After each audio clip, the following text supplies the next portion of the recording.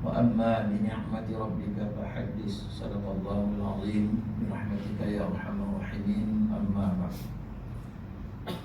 Sama-sama kita muliakan lagi dirahmati Allah seluruh pimpinan surau Al-Jannah, pengurusi dan kuasa, tuan imam, tuan Bilal, tuan-tuan dan tuan-tuan muslimin dan rakan yang saya muliakan lagi, dikasihi dan dirahmati Allah.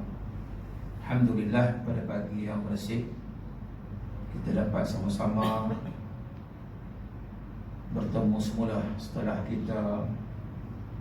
sayalah dengan tuan-tuan iaitu dipisahkan di kurang dalam 4 bulan.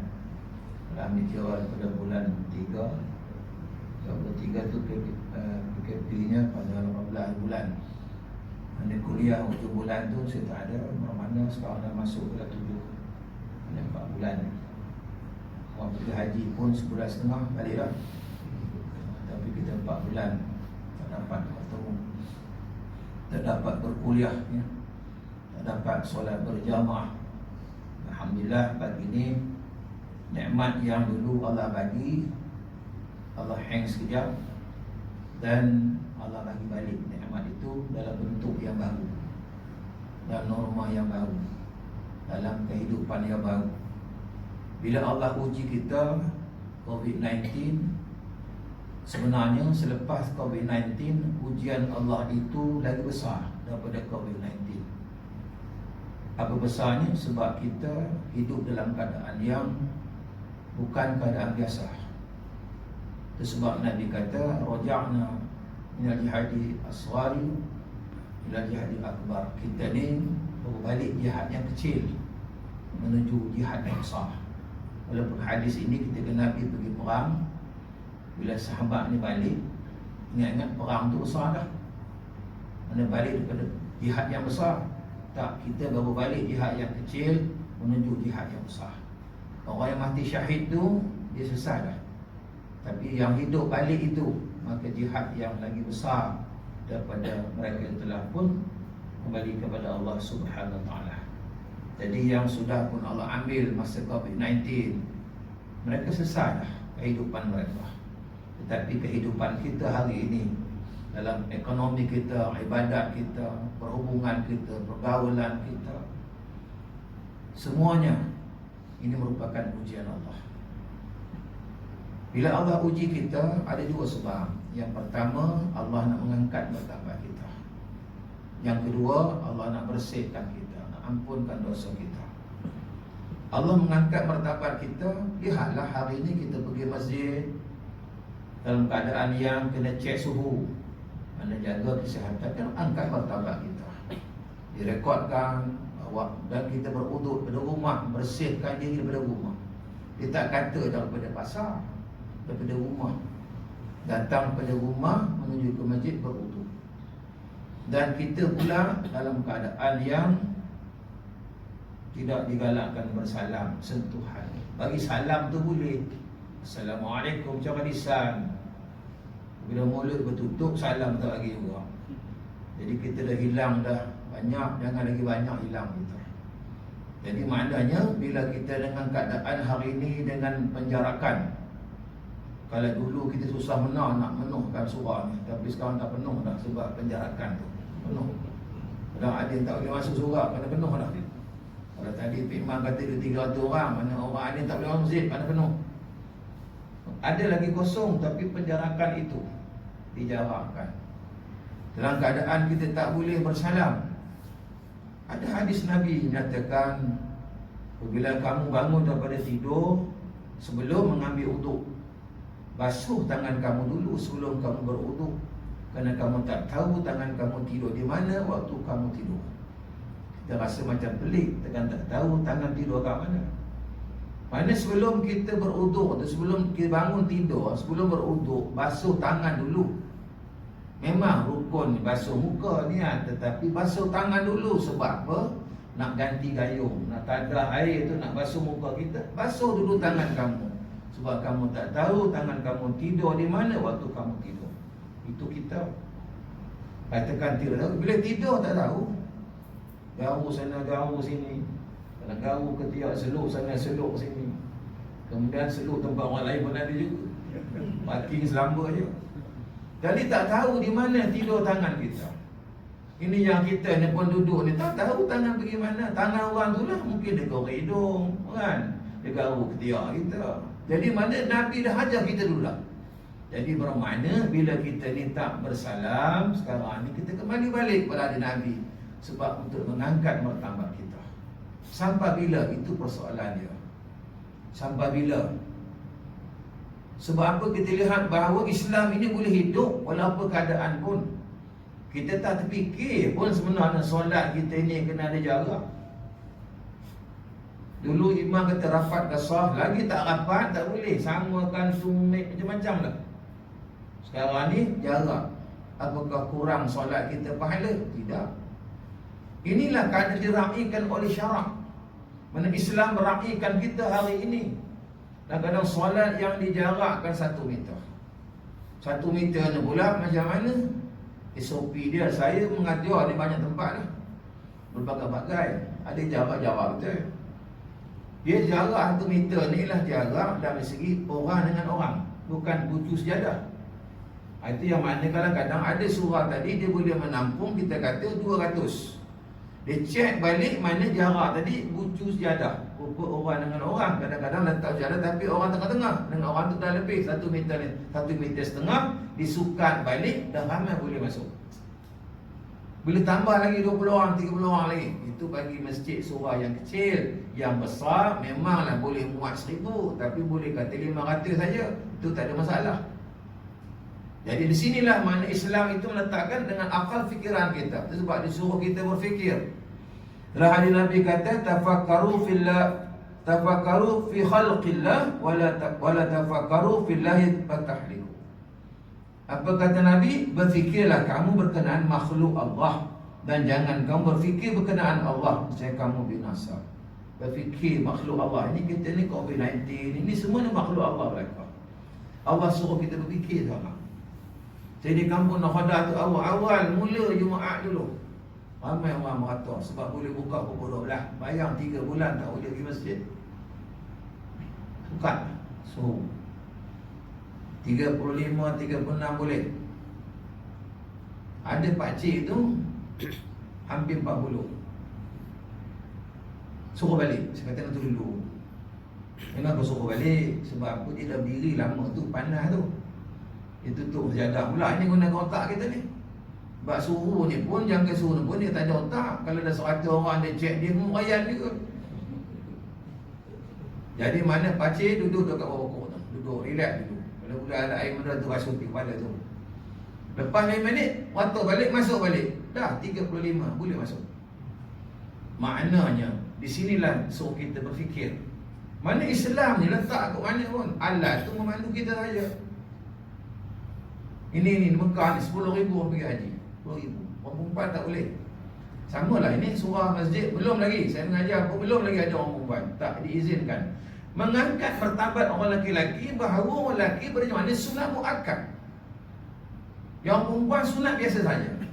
Itu sebab orang perempuan ni tak diizinkan lagi sebab nak tengok orang lelaki datang tak. Sebab ruang banyak lagi. Sebab ruang orang perempuan tu dibenarkan untuk orang lelaki. Orang perempuan ni kalau dia tak pergi ke masjid jemaah, tak boleh paksa. Tetapi kalau dia nak pergi, tak boleh halang. Bang nak ikut pergi surah, tak boleh halang sebab dia nak pergi. Tapi kalau dia tak nak pergi, jom pergi, kita paksa tak boleh. Sebab dia sunat saja. Kita ni muakkad. Kan banyak ruang lagi kosong nak mengangkat martabat orang lelaki-lelaki. Tapi kalau orang lelaki-lelaki ruang kosong perempuan bagi tu dia tak bagi juga, maka kena bagi orang perempuan pula. Orang perempuan ni kalau dia bagi datang penuh, kita pula balik. Sebab mereka terlebih lagi ketaatan mereka. Haji pun tak ada orang perempuan tahu ni. Orang lelaki semua 10,000, 3,000 untuk orang bermukim di Mekah. Ada rakan saya yang lahir di Mekah. Dia dapat pergi haji tahun ni. Wakil Malaysia 3 orang. Itu 2 orang ada beradik dan seorang lagi student di Madinah. Itu pun perjalanan haji yang luar biasa. Daripada Madinah tu mereka di karantin 2 minggu dulu. Shopping komplek tutup, tak ada. Haji tahun ni kau nak pergi haji tak ada shopping dah. Dulu shopping banyaknya, 2 masjid banyak. Sekarang ni tak ada. Karantin 2 minggu. Mayang berjamaah pun tidak digalakkan. Sebab nak pergi Arafah je. Al-Haji Arafah. Sampai saya nak pergi karantin tu, siapa sihat boleh lepas ke Mekah. Pun karantin lagi di Mekah. Kita pun daripada Mekah naik bas terus ke Arafah untuk ukur saja. Dia tak ada lama-lama je Arafah. Lepas tu duduk di Mina. Kita pun di hotel, bukan kemah. Hotel di Mina, kalau tuan pernah pergi Mina, ada hotel tu. Hotel tu, kalau orang package duduk untuk 4 hari, yang 10, 11, 12, 13 tu, 12,000 bayar seorang. Yang sebilik berempat. Kalau ni, Saudi bagi hotel tu duduk itu, senang nak karantin, nak SOP senang. Itu pun nafas awal. 12 bulan Zulhijjah kena keluar. Kemudian nak tengok macam mana tawaf pula. Yang tawaf penjarakannya 1 meter. Kita solat berjemaah ni mudah kita sebab tak bergerak. Maknanya Islam ni sebenarnya suruh kita berfikir. Ibadat haji ni tak ada halangan walaupun penjarakan itu ada. Disiplin. Saya di madrasah ni insya-Allah bulan 8 ni awal pelajar masuk. Kita dah ada SOP dah. Saya rasa kita lebih mudah lagi daripada dulu. Sebab biar SOP, pelajar mudah disiplinkan. Sebab kita setakat disiplin biasa tak ikut. Tapi ada SOP tu, dia akan ikut. Pergi masjid ada SOP tu. Kita datang awal ni. Ada dulu masa PKPB dah boleh buka masjid, tapi boleh 40 orang dulu. Saya ingat tu. Saya ni kita pergilah masjid tu. Sebab masjid tu dah ada masjid yang dibuka, tapi tempat saya tak buka lagi. Saya pergilah masjid tu subuh. Saya pergi awal. Dia boleh 40 je. Saya pun tulis buku. Tulis buku, dia cek semua, dia suruh. Okey, lepas tulis buku saya nombor 21. Nombor 1 saya dah fikir tentu masuk saya lah masjid ada 21 orang. Tapi tengok ada 16 orang je masuk saya. Banyak 6 orang lagi tak ada. Pergi cek tanda dah kena tali dengan putih merah tu. Tengok tak ada. Saya ni pun orang kata kita biasa untuk pergi masjid nak tengok. Tak ada. Tak apalah saya solat sunat apa semua. Bila semayang ada 35 orang. Tengok buku betul 35 orang. Saya tanya budak tu, tadi saya masuk tak ada 21. Saya nombor 21 mana 3 orang. Jadi dia cakap lah, tapi tak cakap direct. Inilah masalahnya Ustaz. Ini kadang-kadang bila 40 takut kuota tu terlepas, dia di rumah lagi, dia telefon kawan, tolong tulis nama aku. Ini mana Allah menguji kita. Tak ada salah dia datang. Tapi takut datang lambat, dah habis selesai 40, dia tak boleh masuk. Suruh kawan tulis dulu. Daripada dulu muda suruh orang pangkat sampai ketua penjen suruh orang tulis lagi. Saya kata tak adalah salah besar sebab dia datang. Tetapi bayangkan kalau ada orang yang datang, selepas itu dah cukup 40, dah dia pun kena balik. Sedangkan orang itu dia datang lambat tetapi nama dah tulis. Di sinilah Allah menguji kita. Macam mana kita mengurus tetamu Allah. Kerana Allah uji kita mengangkat martabat, menguruskan tetamu Allah. Tuan ni dia muliakan oleh Allah. Dijaga kesihatan. Kemudian dengan berwuduk pada rumah bersih, penjarakan apa semua. Ini Allah mengangkat martabat kita. Mengangkat martabat. Sebab Allah suruh kita berfikir. Keistimewaan ciptaan Allah yang membedakan manusia dengan haiwan ialah akal. Yang membolehkan manusia berfikir dan mendapat hidayah ke arah yang benar dan betul dengan taufik Allah SWT. Berfikir adalah aktiviti menggunakan maklumat, ilmu yang sedia ada dan diketahui untuk mengenali hakikat sesuatu yang belum diketahui. Kita tak fikir pun COVID-19. Ini Allah bagi kita ilmu, satu ilmu. Dan Islam tak ada masalah. Kita ada para ulama, rujuk balik kitab lama dulu. Alhamdulillah kita ni dulu bekas mufti mantan jadi menteri. Mudah kita.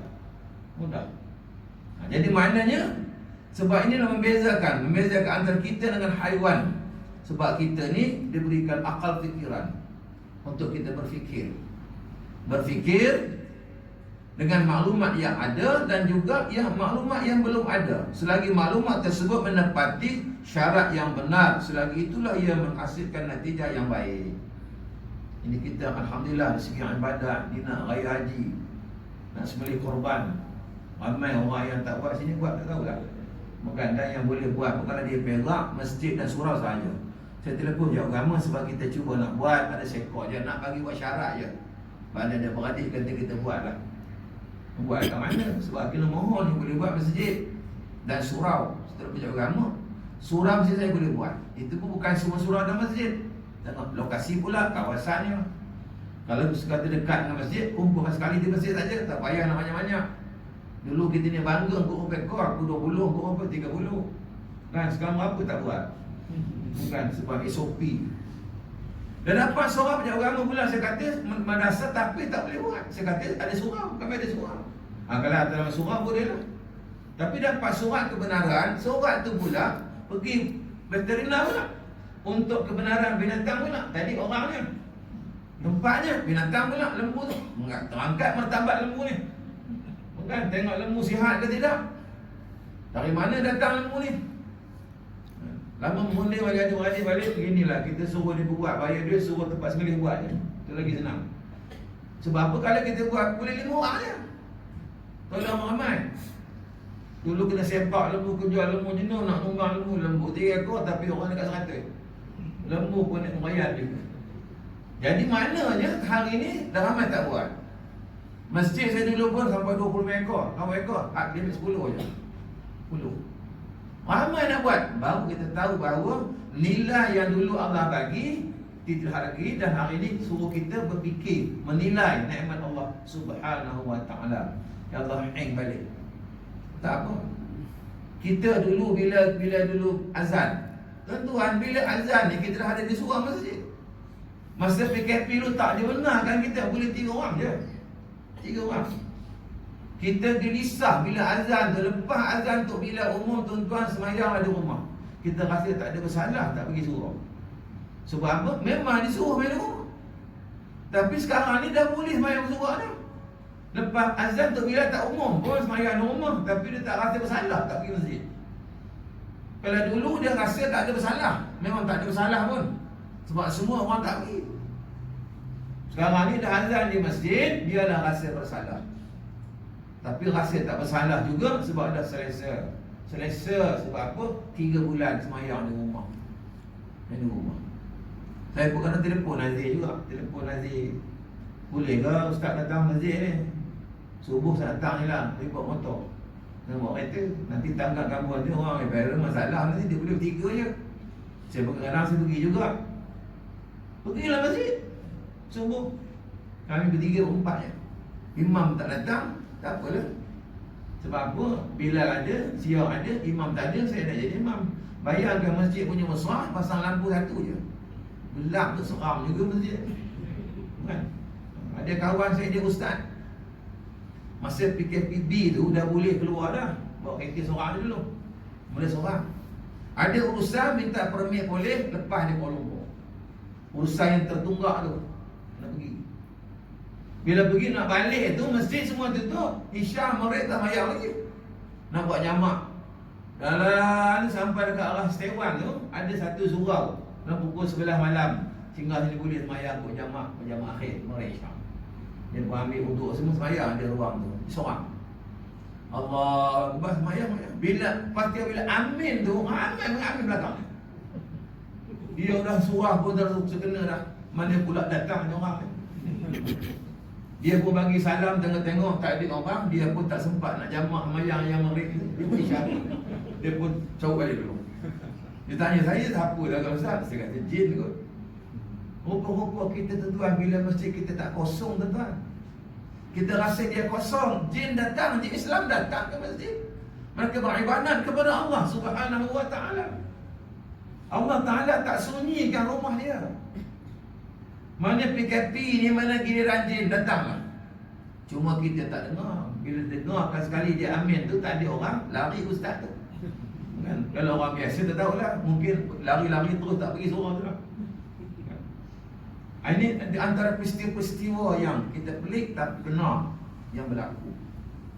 Sebab apa rumah Allah ni tidak sunyi, tetapi Allah tidak perdengarkan kepada kita, tak perlihatkan kepada kita.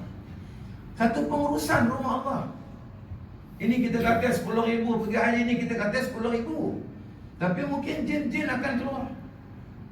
Untuk beribadat kepada Allah Subhanahu Wa Taala. Ada jin yang umur sampai 600 tahun.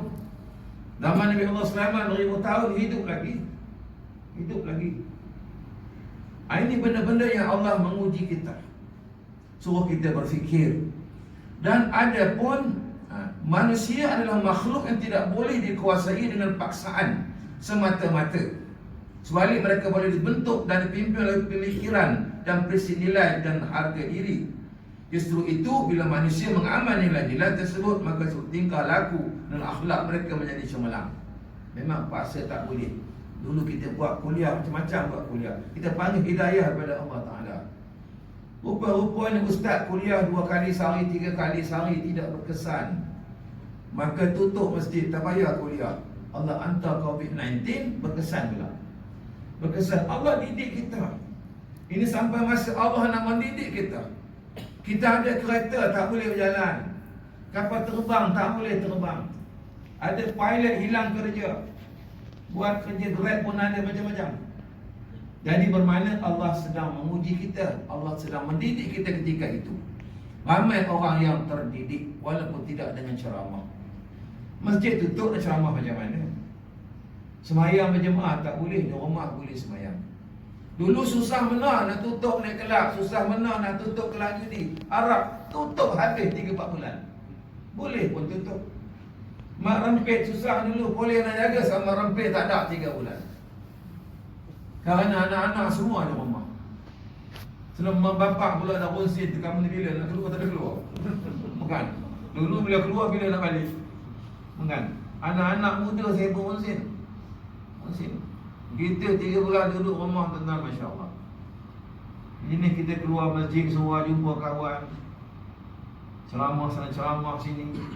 Tapi ada juga masjid, telefon, WhatsApp, ustaz boleh tabak online ceramah. Boleh. Bagi tajuk, dia buatlah Zoom meeting, ceramah lah. Yang nak mudah ceramah tu, rupa cakap seorang lagi bayar. Bayar tuan-tuan, cakap seorang anak buat tu, ada ke orang dengar.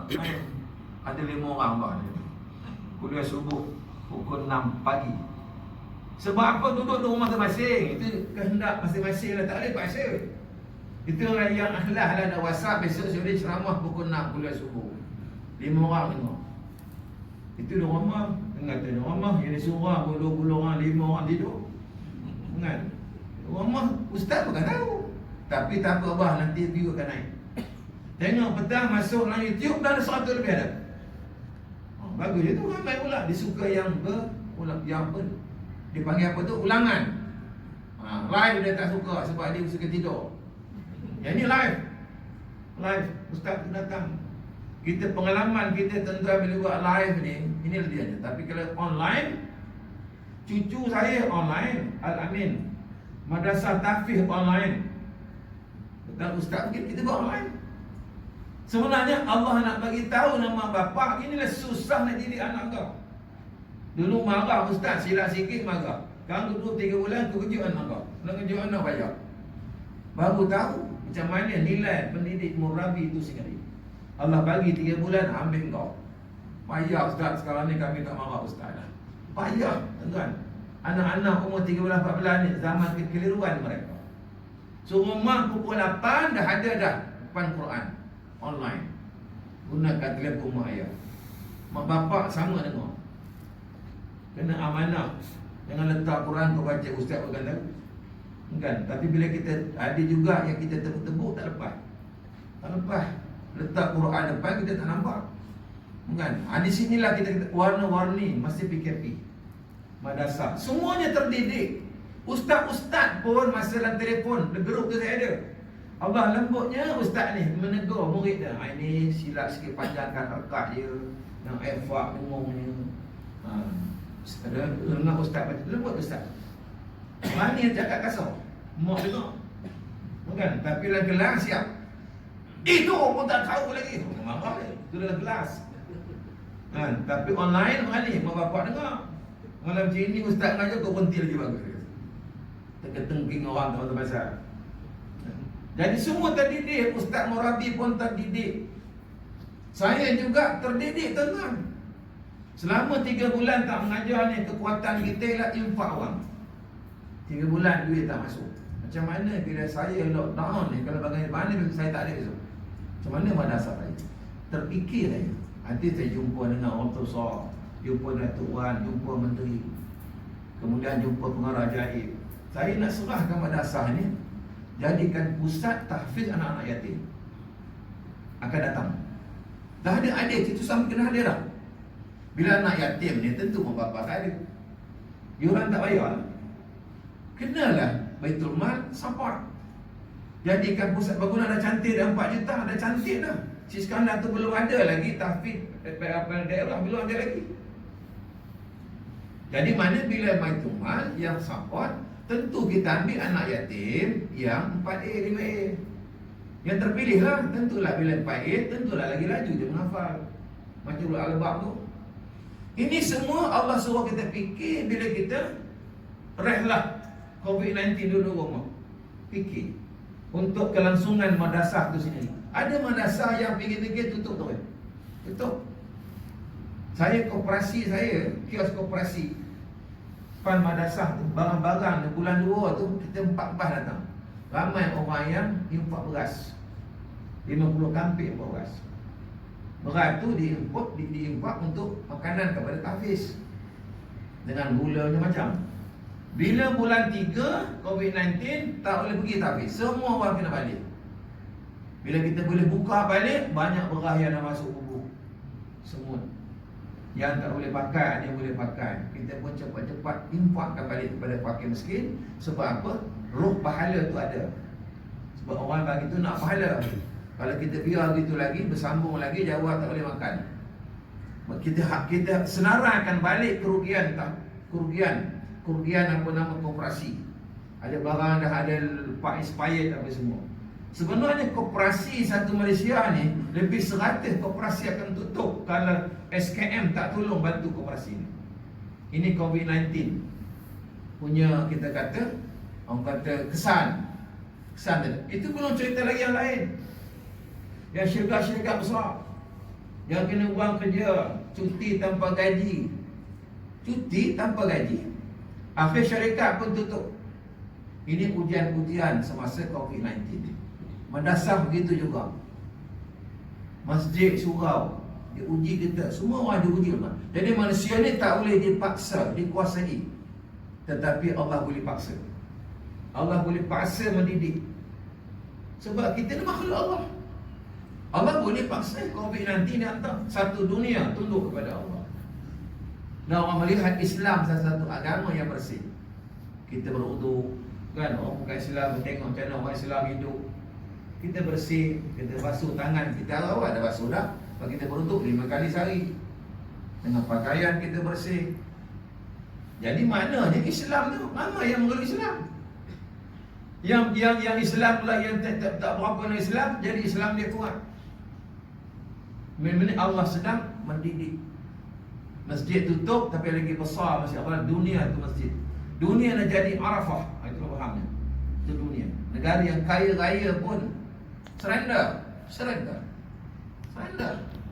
Negara China, Amerika surrender. Buatlah kata kebal perang. Jangan ada perang dengan orang. Perang yang benda kecil ni tak laku lawan. Beratus ribu berjuta yang mati. Allah sedang mendidik. Tapi kalau Allah nak didik dengan akal fikiran, tuan-tuan, yang ganas macam mana boleh kita lembutkan. Tengok-tengok rimau, singa, binatang yang ganas boleh dilembutkan hatinya. Jadi sarkis, jadi main boleh lompat mengikut arahan tuannya. Boleh berdiri 2 kaki, boleh lompat dan gelung. Boleh suruh nganga, dia nganga. Padahal manusia je kecil je, boleh ngap di singa je. Tetapi boleh dibentuk didik dengan akal fikiran. Sebab apa? Singa dia pun fikir juga. Dia mau fikir juga, aku dah tua dah, duduk dalam hutan tak siapa jaga aku. Ini ada orang jaga aku, dia mandinya aku, dia shampoo dia elok, dia sikatnya rambut dia elok, bagi makan yang elok, tak payah cari makan lah. Kemudian dia belanya aku. Kasih sayang. Kasih sayang binatang yang tadi dijinakkan oleh manusia. Dah boleh buat pertunjukan, pergi tunjuk pula dia, orang tepuk tangan dia pun ada emosi juga, ada perasaan. Ini COVID-19. Maknanya manusia tidak paksa, tapi Allah boleh paksa. dengan COVID-19 ni, dengan SOP, boleh ikut? Boleh ikut kita. Saya masa di madrasah panggil orang Kementerian Kesihatan, macam mana madrasah ni dengan luas kawasan dia, pelajar ni, sanitizer berapa banyak nak beli. Dia kata tak banyak ustaz, dia kata. Saya nak fikir surah kena tahu, tanda kena tahu, tempat makan kena tahu, kelas kena tahu. Tak, tempat yang ada air tak payah tahu. Surah tak payah, sebab surah memang budak-budak ambil wudu dah, dah basuh tangan dah.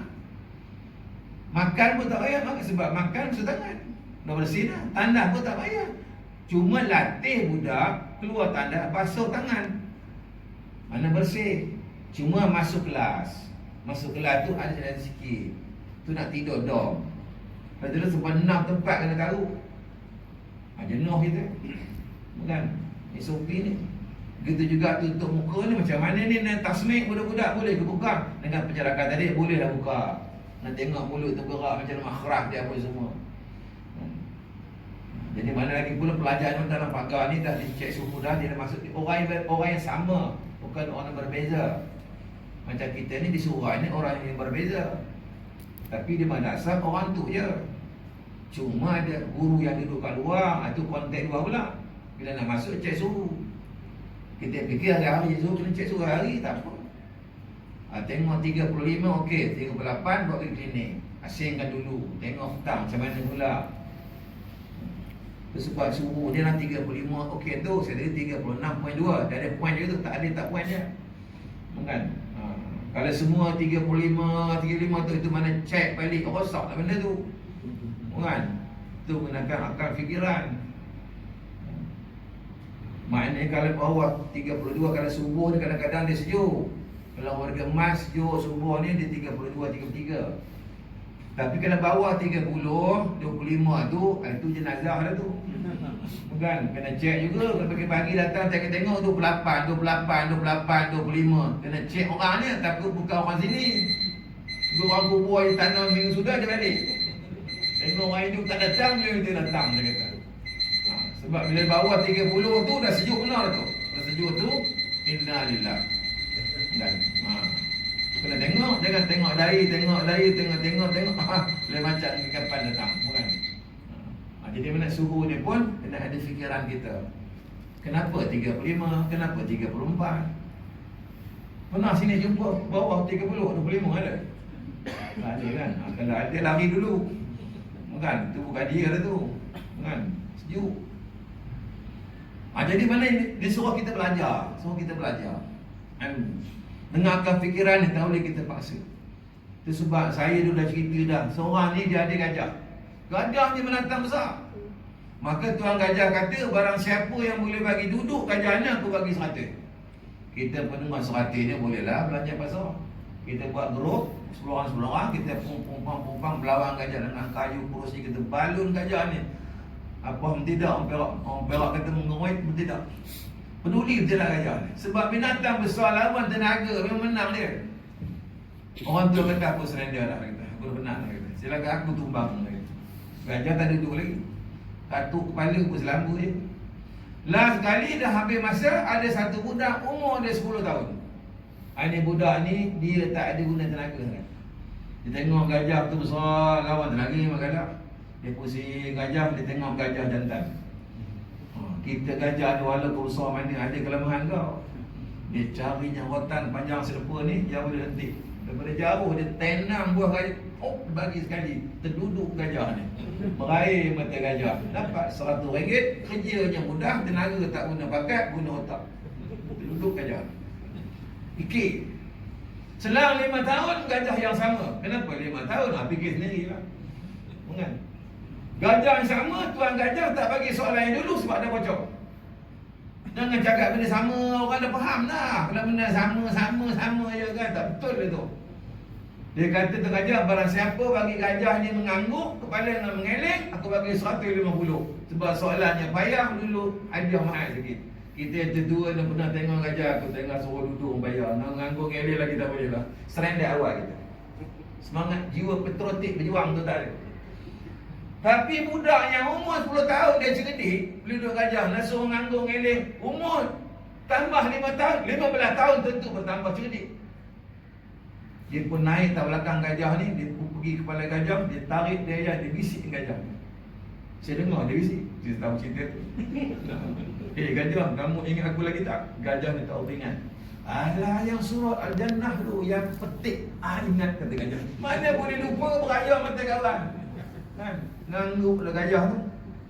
Budak tanya ni, kamu nak lagi tak? Tak nak, kata gajah. Mana boleh senak sampai sekarang lagi tak hilang lagi. Nak aku petik lagi, aku tak nak. Dapat 150. Ini kerja otak. Apa kau dah ceritanya?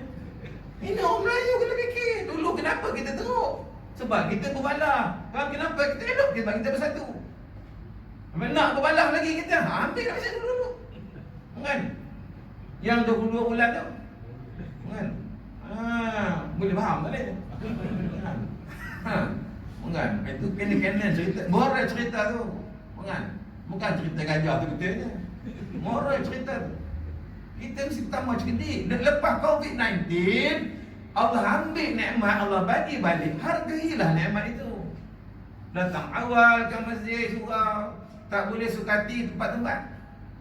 Saya kalau mengajar kuliah murid, bentang tika situ, tika tu saya biar situ. Orang tak boleh duduk. Mana nak bagi tahu tempat kau. Orang tak boleh ambil. Sebab ada tika tu. Kan? Tapi kalau tuan-tuan berani, bentang tempat imam. Kalau berani lah. Bukan, imam yang boleh berani kan. Tapi ada juga surau semayang sunnah imam, tempat imam juga. Saya kata bukan macam tu. Kau bawa lah serban ke semayang tempat lain dulu. Kan sunat kau semayang, orang lain takut nanti orang ingat semayang jemaah dah. Ada imam Allah, dia lambat masuk. Ingat ambil jemaah dah.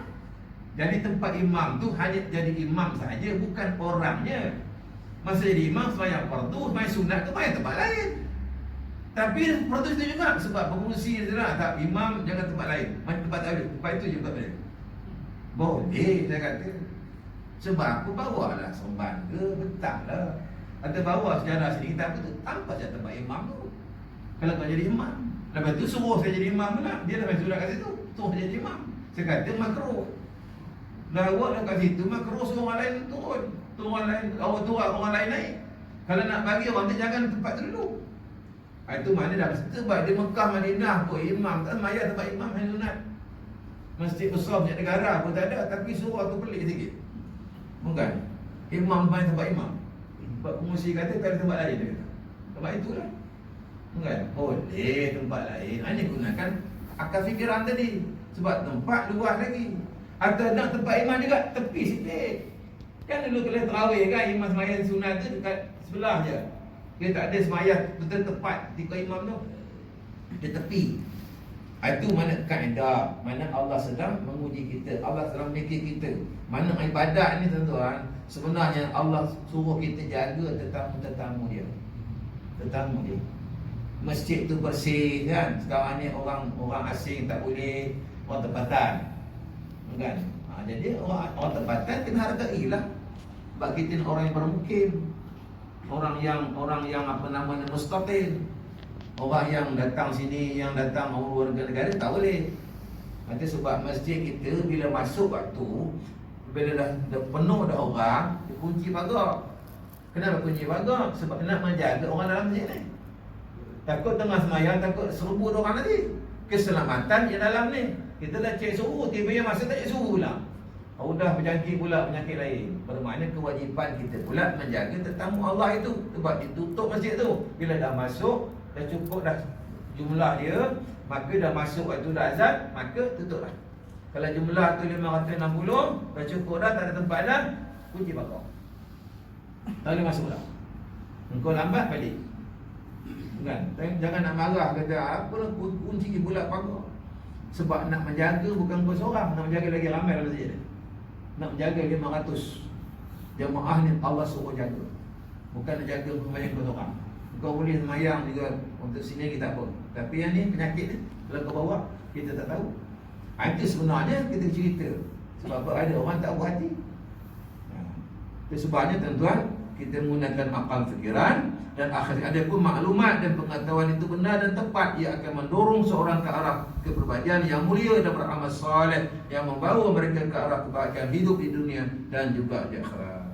Kita ada Al-Quran. Bukan, kita rujuk balik kepada Al-Quran. Kita ada ulama, mereka ada ijtihad. Tuan-tuan, ulama-ulama seluruh Malaysia ni tiap-tiap minggu mereka bermesyuarat untuk perkembangan. Dan tiap-tiap, kita kata tiap-tiap hari ada meeting. Ni MKN meeting lihat kepada keadaan-keadaan. Jadi makna tuan-tuan, untuk menjaga masalah ummah bukan senang tuan-tuan.